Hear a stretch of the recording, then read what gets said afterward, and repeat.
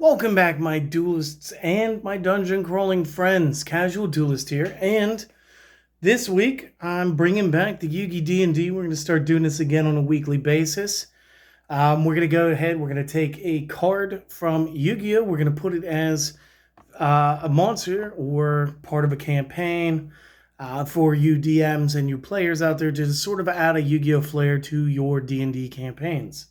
So today I wanted to talk about the card Gatekeeper, but more so than Gatekeeper, I wanted to talk about a card I just physically don't have. So just one second, let me grab the tablet and I'll show you.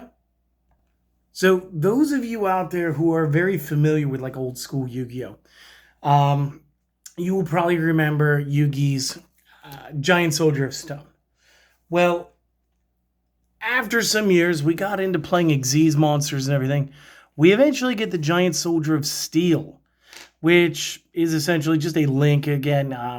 So the regular Giant Soldier of Stone is a 13 by 20 Earth rock. And again, it's a level 3, so this is a rank 3. Maintains the Earth, maintains the rock, maintains the stats, gets an updated appearance here.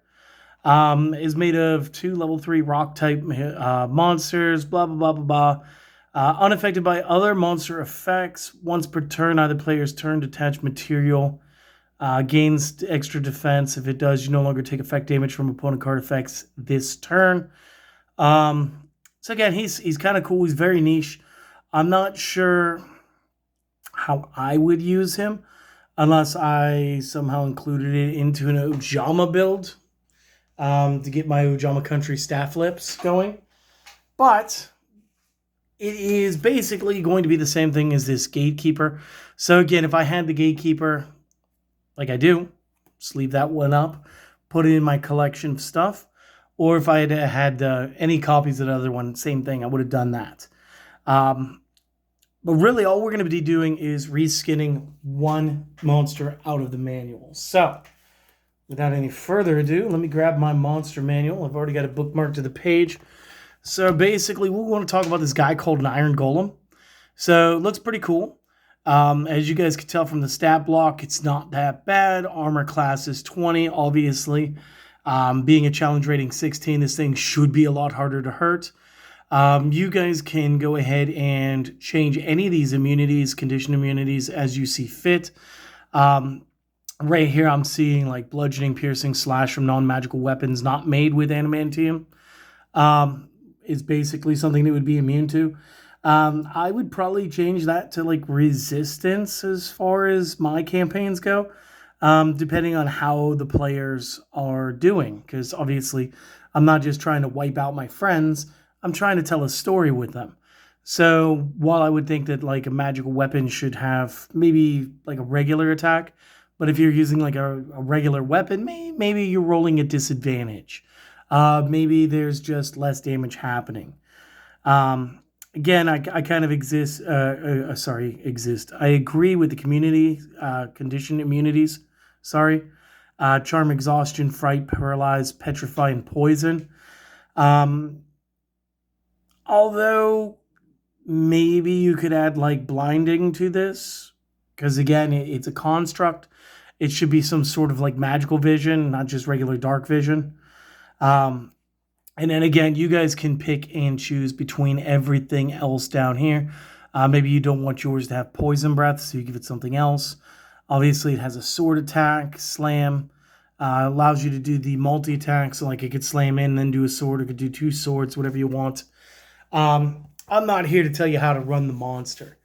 What I'm here to say is that we absolutely have some like early game, and again, I like this one, because this one's a machine, and machines they feel more like constructs to me. Whereas I think the other one just fully embodies the way that the character looks with the Giant Soldier of Steel. And that said, it's like, okay, so where do you go if you want to get a figure? Okay? Because sometimes the figures are not going to match up. So I don't know if on the HeroClix side of things, if we ever even got a Giant Soldier of Stone. If we did, I never got that figure. But that said, we probably wanted the one that was more of a machine anyway. And those ones are a little fewer and farther between. I think like I have Dark World Cyber Soldier as a figure doesn't really kind of meet the criteria. So for this one, I actually went with the Nolzar's miniatures. I did get an Iron Golem, so it is straight up the guy out of the book. All we have to do is change the name as far as our campaign. If you want to describe it any differently, or you want to borrow from the color scheme, feel free. Not everybody paints their figures, and respect, because it does take a lot of time. It does take there's a learning curve to it. But again, what you're going to see is on the back of this, it's going to give you sort of like their rendition of it. And I'm not sure if that's supposed to be more of like a rough iron, but it does look like a bit of an aged bronze to me. So I would probably choose something that's more of like a dark steel. And then again, let's just load the tablet one more time. We'll bring it into screen. We'll take a peek and take a look. If we're going to do it as a giant soldier of steel, we could kind of go with a darker and lighter metal across the blades.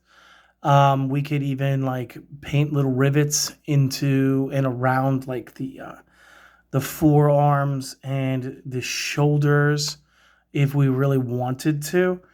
The face is similar, not the same, but it's pretty similar. And as you can tell from the differences in the paint job here as opposed to the card art, we would be talking more of like a silvered steel as opposed to an iron. So that's just going to be player to player, DM to DM, what you guys think is the better look. But for today, I'm gonna equate this to my Gatekeeper card. I'm gonna put Gatekeeper and I'm gonna put the Giant Soldier of Steel both in the title. But this is the only one I physically own the card for. So it's good. It's a challenge rating 16, so you probably will want to put this later on in the game. But as a DM, remember, like, you can just make things weaker. Like, you could take points off of the AC. You could be like, it's more rusted and more decrepit.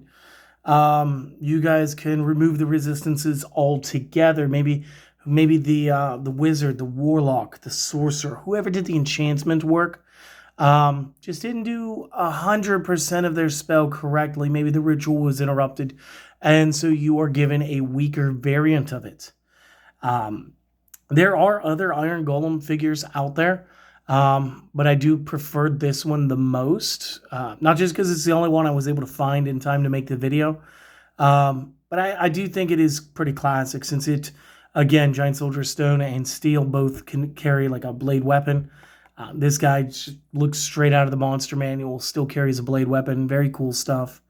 So real quick, not that there's too much more to talk about this, but I did want to mention a couple of things. Like, yes, I did try the D&D channel. I got 0 views in a month, so we went ahead, we took everything back down. So yeah, D&D is going to become a part of this channel. And I'm going to keep it to just the Yugi stuff. So at some point in the pretty near future, I've already got some players lined up. We are creating a play of a Yu-Gi-Oh! D&D. So if you guys would like to hear it, and we'll host it here, it probably won't be anything that we film because of the logistics of figures and everything. Instead, we'll probably do it more or less in a podcast format. So we'll just pick a graphic, we'll throw one graphic up, and that'll be that. If you are an artist and you would like to maybe draw that graphic for money, go ahead, hit me in the email, casualduelist78@gmail.com. We could always work out what's a decent and fair price, and also what kind of art to do. But we're talking probably like end of August, middle of September timeframe. So it is no rush. But we will be putting together a D&D for Yu-Gi-Oh! It's going to be Yu-Gi-Oh! Themed. And if I can get all the notes figured out, written down, and if anybody knows anywhere that I can host it, I will absolutely give those notes away to any players who want them. No reason to make any money on that. I don't want to get involved with, I forget what it is, but like Hasbro and their rules on that. I think creating a homebrew adventure would just be fun. And you guys are already my friends. So, like, I should just share it with you. So if anybody has any advice on where I can do that, where I can put the notes up and everybody can just get at them, that would be great too. But for now, if you guys enjoyed this and you guys have been enjoying the channel, help support us, like, comment, subscribe, and let your friends know, maybe. Also, do us one favor for 100%, okay? Go out there, try to enjoy the rest of your day. I mean, guys, it's Friday. We're on the weekend, okay? And that means I need to get back to making some more videos so that you guys can enjoy them. But you guys need to promise me that you guys are going to go ahead and enjoy your weekend, or at least give it an attempt, okay? You miss 100% of the shots you don't take, and you need to take that shot. Gamble on yourself. Invest in yourself. Let's go. And I hope to see you guys next time. Later.